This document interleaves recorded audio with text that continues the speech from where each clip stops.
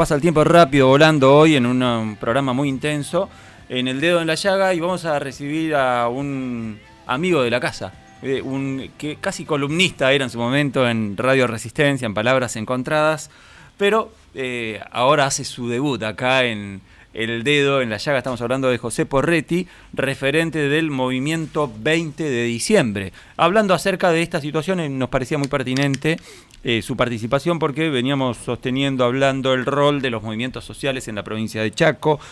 Hicimos un debate entre los diputados Rodolfo Schwartz y Basilés Ivanov acerca de justamente la situación de los movimientos sociales, los piquetes en la provincia. Y para seguir continuando con esta temática, nos visita José Porretti. José, buen día, gracias por visitarnos. Hola, buen día a vos, acá a la mesa de trabajo, a toda la audiencia.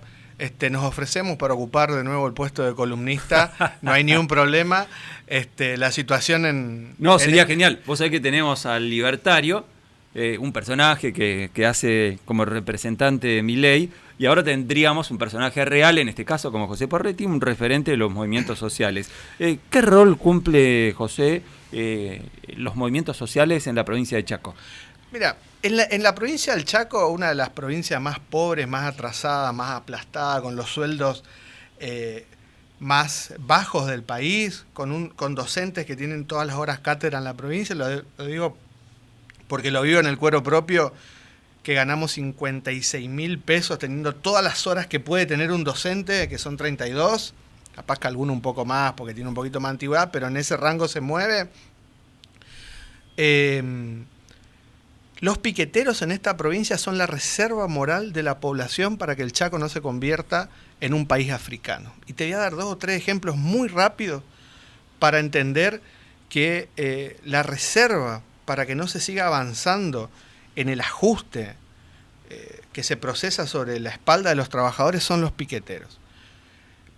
El primer ejemplo, el último aumento de sueldo más o menos importante de envergadura que tuvieron los docentes en esta provincia tuvo que ver con adoptar los métodos piqueteros de lucha: corte de ruta, prendida de cubiertas, marchas, concentraciones y acampes, que fue traicionado por la dirigencia sindical, que le dio la espalda a los docentes. Bueno, y finalmente se paró, digamos, ese envión de lucha que tenían los docentes. Voy a dar otro ejemplo. El caso Mayra Benítez. Digamos, algo que no tiene que ver solamente con lo salarial.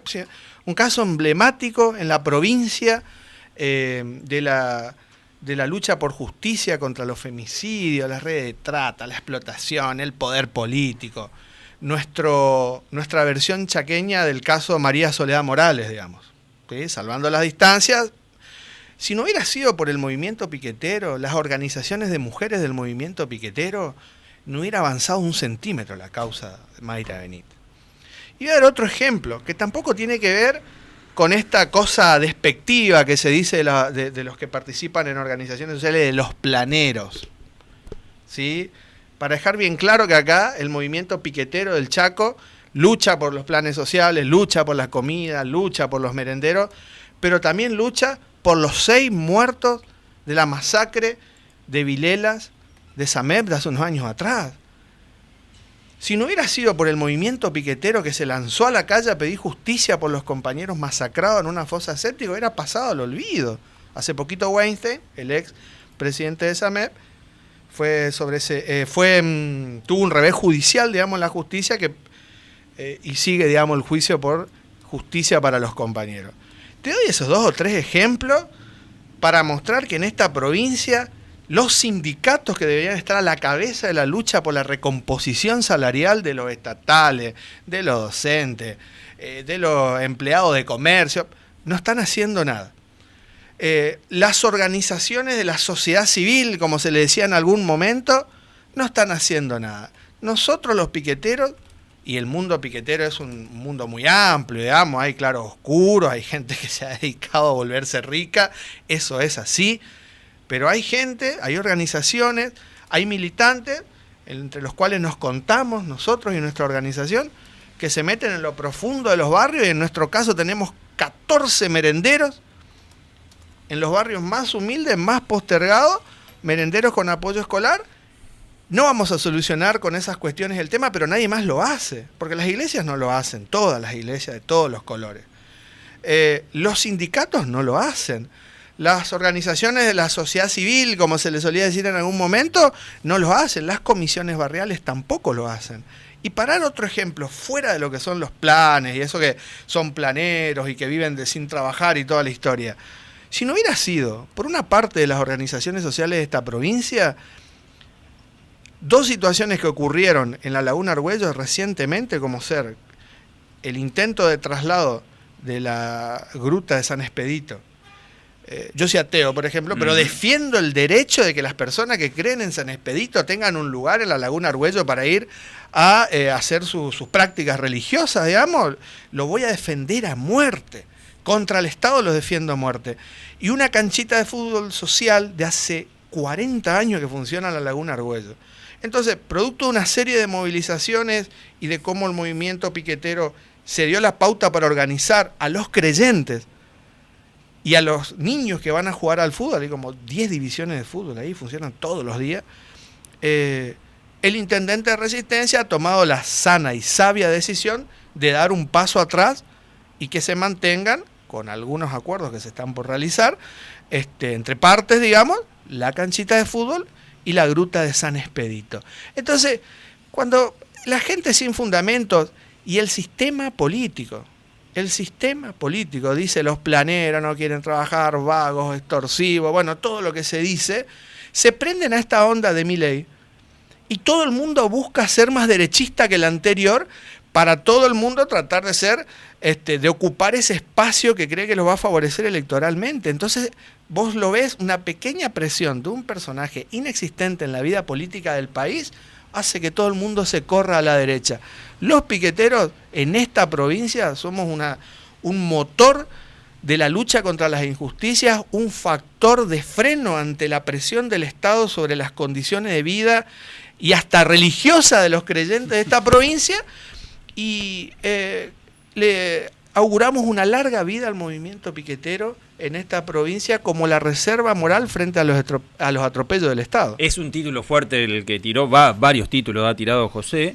Uno de ellos es la reserva moral de la lucha en la provincia de Chaco, sí, por ejemplo. Otro es una especie de contención al avance de la ultraderecha a nivel nacional. ¿Pensás que, porque muchas veces también se discute, y esto se debatía profundamente acá en este programa entre el diputado Joar y el diputado Vasilev Ivanov, en cuanto a que se discute por ahí más la metodología de lucha, el corte de calle, que el trasfondo, porque por ejemplo, no se discute tanto, no genera tanta indignación que Chaco tenga en el Gran Resistencia un 52% de pobreza, entre ellos un 19,4% de indigencia. ¿Por qué pensás que no indigna tanto eso y sí indigna un corte de calle? ¿Esto tiene que ver con el accionar de los medios de comunicación? ¿Qué pensás, José, acerca de esto? Molesta porque la función de un corte de calle, de un piquete, es molestar. Si no molestara, no estaría cumpliendo su función. Y porque desnuda, de alguna manera, la incapacidad de todo el sistema político para poder resolver los problemas urgentes de la población. Yo te mencionaba cosas que no tienen que ver necesariamente con el día a día, el morfi o los ingresos de las personas, luchas de tipo política, reivindicativa en el plano de la mujer, en el plano de las creencias religiosas. Pero lo que es más importante todavía es que las personas que dicen que les molesta, y posiblemente sea así, los cortes de calle, tampoco plantean una salida a esos cortes de calle. Porque yo la única vez que lo vi a Vasilev Ivanov, hijo, cara a cara, le reclamé que tenían que sacar una ley en la Cámara de Diputados para pasar a planta a todos los compañeros precarizados de SAMEP, cuando sucedió la tragedia de SAMEP hace unos años atrás, y todos los diputados de todos los bloques se comprometieron a sacar una ley para pasar a planta a todos los precarizados de SAMEP, y hasta el día de hoy no ha sucedido, siguen precarizados, la gran mayoría. Entonces yo le diría a Vasilev que se indigna porque los trabajadores de SAMEP le cortan una calle, pero él, como legislador y en su momento creo que llegó a ser presidente de la Cámara de Diputados, no impulsó una ley para terminar con el trabajo negro en la provincia. Entonces, se asustan de las consecuencias de su propia inacción política, porque te hablan como si estuvieran hablando desde afuera. Ellos son parte del problema. Ahí, José, hago un puntito ahí. Si, por ejemplo, Chaco contara con la posibilidad de una demanda de oferta laboral importante en blanco, un trabajador pudiera ser registrado en blanco, ganar por encima de lo que indica la canasta básica 100 total, lucas. suponete 100.000. No habría movimiento social ahí, no tendría sentido. ¿Pensás eso? Claro, porque ¿cuál es el problema? Que dice, los tienen de rehenes, los extorsionan. Bueno, todo lo que escuchamos, no lo voy a repetir porque eso se escucha mucho, vamos a decir más lo nuestro. El problema es que el Estado, hay organizaciones que lo hacen, yo no digo que no exista. Yo no digo que no exista eso, no vamos a venir acá a plantear un mundo ideal, ¿no? Entonces, lo que nosotros decimos es lo siguiente: si quieren evitar esas situaciones, lo que tienen que hacer es universalizar la ayuda social. Hacer una renta básica universal sería. Pero por supuesto. Y entonces, si realmente lo ven como un problema y quieren cortarlo de raíz, le digo Basileiva, no, porque lo escuché en el Claro. debate con Rodolfo Schwartz, me pareció muy interesante, que universalicen la asistencia social y chau. Pero ¿por qué no lo hacen? ¿Por qué? Bueno, Hay ingresos, porque lo primero que te van a decir es no hay ingresos, porque es una masa salarial importante o masa de recursos importante que el Estado no está en condiciones, sobre todo en una situación raquítica en lo económico. Eso es mentira, no hay una situación raquítica. Mentira. El año pasado fue creo que la primera o la segunda vez en la historia de nuestro país que la balanza comercial de pago de este país no fue deficitaria, o sea que se exportó más de lo que se importó. Así que con ese cuento a otro lado. Lo que pasa es que fugan las divisas, las casas matrices de las empresas y se llevan toda la plata. Y nadie hace nada contra eso. José, vamos a sumar a la charla al economista, licenciado en Economía, Rubén Serrulla, un economista que habitualmente analiza y mucho todos los aspectos inherentes a la política económica nacional y provincial. Rubén Serrulla. Rubén, buen día, gracias por la deferencia de atendernos de siempre. Básicamente íbamos a hablar, está planteado, Rubén, hablar acerca de lo que ha dejado el mensaje político, casi una hoja de ruta también económica que dejó la vicepresidenta ayer en su visita a Chaco. Pero esto que planteaba José Porretti del movimiento social 20 de diciembre, me gustaría consultarte a vos, Rubén, con el tema de la renta básica universal. ¿Hay recursos para una renta básica universal en Chaco a nivel nacional? ¿Qué tal? Buenos días, Roberto. Buen día, Rubén. Buenos días a toda la radio, a toda la audiencia.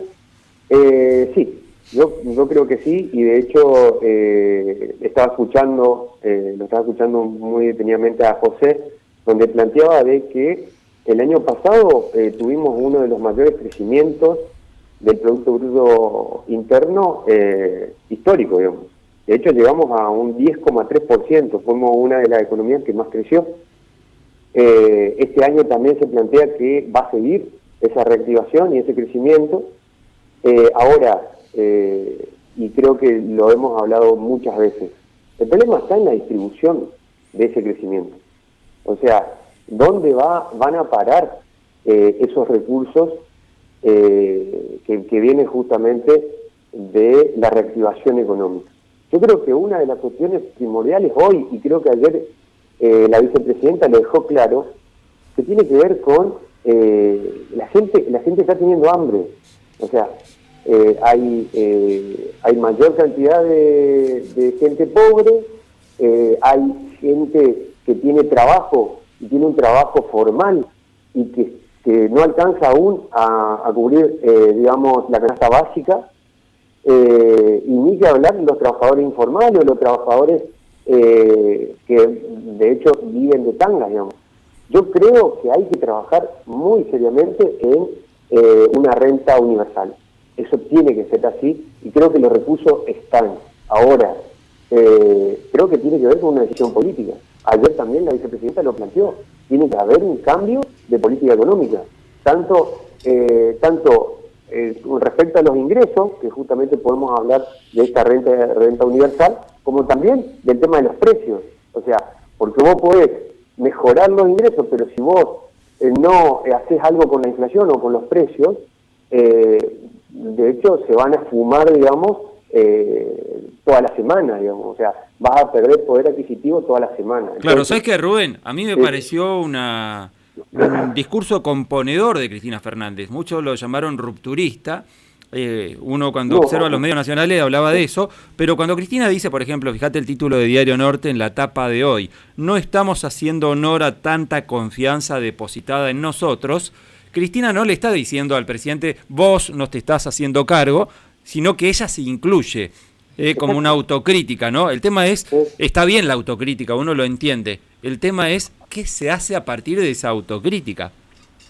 Sí, mirá Roberto, me quedo con otra frase también, sumo a lo que vos, a lo que planteabas, y dice, acá las únicas víctimas son los que no tienen para comer o no tienen laburo.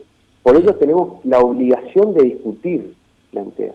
Ahora, ¿qué hay que discutir? Y hay que discutir la distribución de la riqueza, la distribución de los ingresos, digamos. ¿A dónde van a parar eso? ¿A dónde va a parar el crecimiento? Y te voy a dar otro ejemplo, Roberto, también, que traje algunos números, digamos, porque nosotros el año pasado crecimos a una tasa del 10,3%. Ahora, vos ves el tema de la cantidad de trabajadores que no llegan a cubrir con la canasta básica, se incrementó el tema del nivel de pobreza, el nivel de indigencia. Ahora, vos decís, mirá, para que vos te des una idea, del valor total de la producción, digamos, de esos 10,3%, los salarios retrocedieron 4,86%. Ahora, vos ves el sector empresario, y el sector empresario mejoró 3,84 puntos su participación en el ingreso global. Entonces, ese crecimiento, de nuevo, está quedando solo en unas pocas manos, y no se está distribuyendo como debería ser. Qué buen dato. Qué buen dato es buenos los datos que estás tirando, Rubén, que certifica, si se quiere, eso que marcaba ayer la vicepresidenta. José estaba anotando también puntillosamente algo en relación a esto. ¿Y qué tenías para decir acerca? ¿Cómo es el tema de la redistribución? Porque es cierto, nosotros se creció un 10%, eso es incontestable. Ahora, el tema es de dónde venimos y hacia dónde vamos con ese crecimiento, porque ese crecimiento del 10% tiene que ver con quedar en una situación, diría alguien que juega al truco, parda con la situación anterior a la pandemia. Se recupera de alguna forma el crecimiento que se perdió durante la pandemia, y el problema central es ese crecimiento, como se dijo acá, va a parar a manos los empresarios y en peores condiciones de estabilidad laboral y de salario de los trabajadores. O sea que estamos ya en la situación anterior a la pandemia, porque no es que hay un crecimiento para arriba, o sea que de lo que se retrocedió se recuperó, pero ahora lo que prima es el trabajo negro, los bajos sueldos, la inestabilidad laboral, que es por lo que está abogando todo el sistema patronal en la Argentina, porque el discurso que hay es, tenemos que pagar muchos impuestos, hay que pagarle mucho al ANSES, las cargas patronales son el 50% de las cargas de lo que pagan los empresarios, por eso no vienen las inversiones. Entonces, es la discusión de a dónde fue, porque ya se fue, ese superávit comercial primario que tuvimos, y al pago de la deuda externa. Es así de sencillo. ¿Compartís, Rubén, esto? ¿Pensás que en esa distribución inequitativa de la que marcabas, el recurso que excede de ese crecimiento, rebote, como quieran, de 10,3%, no fue al bolsillo de los trabajadores, sino a pagar los intereses de la deuda externa? No, para mí eso no coincido. Coincido de que sí hubo crecimiento y no hubo una distribución. No es lo mismo crecer que distribuir, eso hay que saberlo. Acá se creció, pero se acumuló riqueza, o sea, hubo una acumulación de riqueza. ¿Y quiénes fueron? Fíjate, para que ustedes tengan una idea, durante los últimos meses recibimos los datos del INDEC con respecto al tema inflacionario. De vuelta, los que le están ganando al promedio inflacionario tienen que ver con los alimentos, las verduras, las frutas, entre otras cosas, pero eso como encabezan, digamos, los incrementos de precios. Ahora, nosotros tenemos acá en la Argentina, históricamente, y lo sigo repitiendo, una matriz concentrada de mercado. Entonces, se siguen quedando con esos recursos, con los recursos que deberían ser para todo el pueblo, se siguen quedando 4 empresas exportadoras, 8 empresas exportadoras o 22 supermercados, y la mayoría, además, son multinacionales, digamos. Claro. Entonces, ahora, suponte, Rubén, esto. Sí. Suponte, Rubén, esto. El gobierno de Alberto Fernández, Martín Guzmán, dice: voy a tomar nota de lo que dijo Cristina Fernández y voy a luchar contra ese grupo concentrado muy fuerte en lo económico. ¿Tiene plafón político el gobierno nacional para hacer esto? Porque me imagino la catarata, si con Vicentín pasó lo que pasó, uno imagina, si emprende una reforma estructural tan fuerte como esta, como la que estamos marcando, la catarata de críticas que va a recibir va a ser inmensa. ¿Tiene aguante político para realizar esto el gobierno de Alberto Fernández? Pero yo creo que la coyuntura económica y la sociedad hoy, por justamente la situación económica que está atravesando, necesita de eso, necesita que el gobierno llame a todos los sectores, y cuando yo digo todos los sectores, empresariales, sindicatos, movimientos sociales, entre otras, hacer un gran acuerdo político y social y económico y llevar adelante, digamos, una lucha contra, o un programa, sobre todo, que yo vengo planteando. Hoy necesitamos un programa económico antiinflacionario de mediano y largo plazo. Vos no podés hoy seguir con los mismos métodos o con las mismas políticas de tapar los baches, porque eso es tapar baches de 2 meses, de 3 meses. Yo creo que el congelamiento es para tapar el congelamiento de precios. Claro. Vos tapás baches, digamos. Es un analgésico. Es un analgésico para tratar una enfermedad terminal, digamos, una cosa así. Exactamente. Vos sabés que está un gran acuerdo. Claro, Rubén, vos sabés que, y José, yo escuchaba declaraciones hace un tiempo del economista y dueño de una consultora P4Q, Emanuel Álvarez Agis, hablando ya el año pasado, el año antepasado, ya no recuerdo, el 2021 fue. Él dijo, alguien que fue viceministro de Axel Kicillof en la cartera económica nacional, dijo: el gobierno nacional no va a combatir o no va a tener éxito en el combate contra la inflación haciéndose el boludo.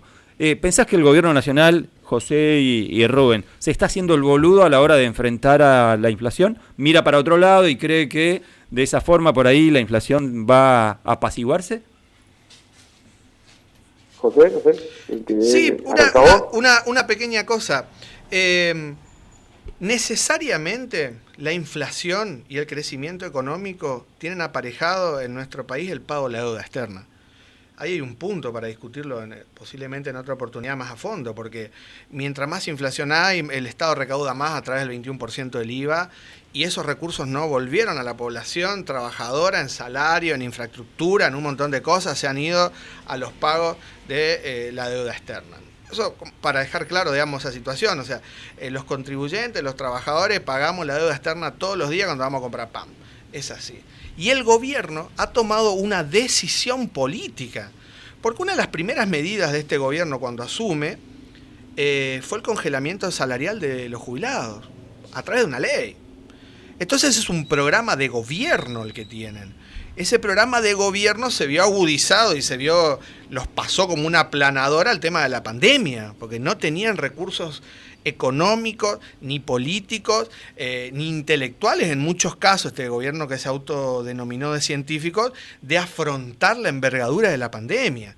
Entonces, la idea fuerza que a mí me gustaría dejar, y esto va para cortar mucha tela, es, por un lado, yo llamo a toda la población que quiere satisfacer sus necesidades y luchar contra la inflación, que se vuelva piquetera. Es la única forma en esta Argentina, es un gran piquete nacional que le marque el rumbo de la insatisfacción popular al gobierno, y que esa insatisfacción popular no se canalice a través de personajes como Milei. Hay que torcer el rumbo del gobierno nacional. Entonces los sindicatos, las organizaciones sociales, la población agredida en sus condiciones de vida en los barrios, tiene que hacerse piquetera al extremo y reorientar la política y la economía nacional en un sentido a favor de las clases trabajadoras, de la gente que más lo necesita. Yo creo que esa es la única forma posible. Rubén. Sí, yo lo que planteo es, nosotros veníamos de un gobierno justamente del expresidente Mauricio Macri, que lo que hizo fue volver al Fondo Monetario Internacional y romper todas las variables, digamos. Teníamos con una pobreza por encima del 40%, una inflación por encima del 50%, mega endeudados, digamos. Después viene la pandemia, donde se modifica también, y acá hay que ser, y acá no coincido con José, digamos, porque creo que es importante y de hecho si no hubiésemos tenido un Estado presente, digamos. Lo marcó ayer Cristina Fernández en su discurso también, sí, justamente, sí, ¿no? Sí, exactamente. Si no hubiésemos tenido un Estado presente y una política, digamos, porque nosotros podemos tener muchísimas críticas con respecto a varias cuestiones o varias políticas, pero la política de salud, el tema del proceso vacunatorio, que se llevó adelante, realmente fue exitoso, digamos. Entonces, creo que hoy lo que nosotros tenemos que hacer es fortalecer el Estado. Por supuesto que sí, tenemos que escuchar a la población cuáles son las necesidades, y por eso planteo de que tiene que haber un cambio de política económica. Sí, eso sí. Ahora, nosotros tenemos que plantear de que el Estado, desde el Estado, surjan también esas políticas económicas, digamos. Por supuesto, con los diferentes sectores. Entonces me parece importantísimo que justamente, que sobre todo que se escuche a la población, que se escuche y que se cambie el objetivo de la política económica, que tiene que tener dos ejes. Uno tiene que ser el tema de los ingresos con empleo, con generación de empleo, sí o sí, porque nosotros tenemos que generar empleo. Para eso también vos tenés que fortalecer la pequeña y mediana empresa, la pequeña y mediana industria, los pequeños y medianos productores, porque yo creo que el crecimiento, hoy se pide que el crecimiento sea de abajo hacia arriba, no de arriba hacia abajo. Entonces vos tenés que crecer con los sectores más postergados y de más abajo, digamos.